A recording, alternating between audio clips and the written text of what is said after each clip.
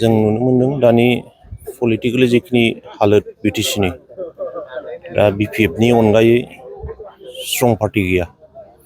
जों बे बिपिएफनि मावनाय दांनायखौ मोजां मोननानै दिनै बिपिएफआव जइन जाबाय। खोब गोजोननाय मोनदों आरो बिथांमोनाबो जोंखौ नाजावनानै लाबाय, बेनि थाखाय बिथांमोनखौबो साबायखर बावबाय। नोंथांमोनजों साबैसे दिनै नोंथांमोननि लोगोफ्रा बेहाय जइन जादों?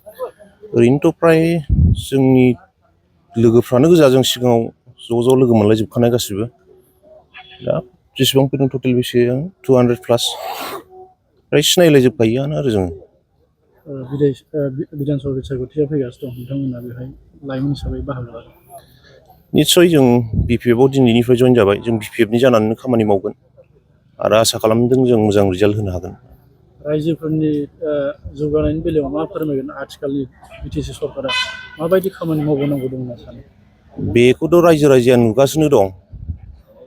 पावाराव फैफिननाय लोगो लोगो चिफ सारा माबायदि स्ट्रेटेजि लानानै खामानि मावदों, बेखौ फिन खेबसेबाव बुंबावनांगौ होननानै आं सानाखै। रायजो राजाफ्रा नुगासिनो दं, बुजिगासिनो दङ। एसेनोसै। बेखौ सिगांनि सरकार आरो दानि सरकार गोबां डिफारेन्स दङ। थांनाय सरकारनि खामानि मावनाय, दानि सरकारनि मावनाय गोबां डिफारेन्स दङ। दा रायजोआ बुजिजोबखाबाय माबायदि डिफारेन्स दं। माखासे फैसा इउटिलाइस खालामलाङाखिसै थांनाय सरकारा, दिनै दानि गोदान सरकारा बे फैसाखौ इउटिलाइस खालामफैनो मोनबाय। अब्ला बेयावनो हमनो हायो मानि थाखाय फैसा इउटिलाइस खालामाखैमोन। मा दोलोआव दंमोन नोंथाङा सिगाङाव? आं ओरैनो UPPL आव दंमोन। मा बिबानाव दंमोन? जेबो बिबानाव गैया। दे।